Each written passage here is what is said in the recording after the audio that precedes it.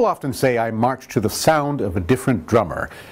They also say things like, I don't think you should eat that, and your head is blocking my view of the Grand Canyon. But I don't want to dwell on my eating habits, nor the size of my head. And frankly, I'm a bit miffed you even brought these things up.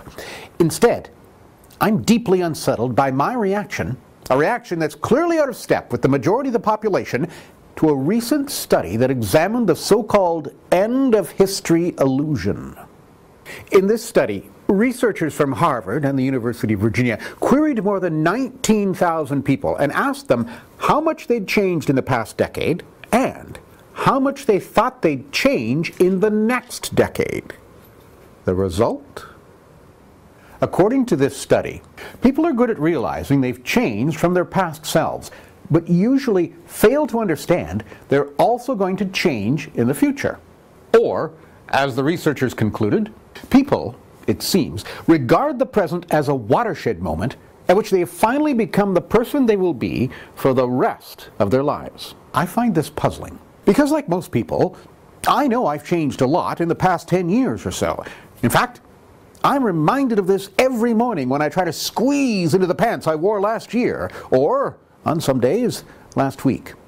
But while most people tend to believe their personal status quo is going to persist forever, and then in the future they'll remain the same as they are today, I harbor no such illusions.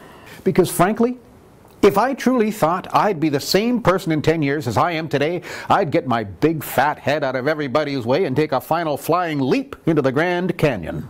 I mean, if I don't manage to turn things around in the future, I'm going to be in a wad of woe.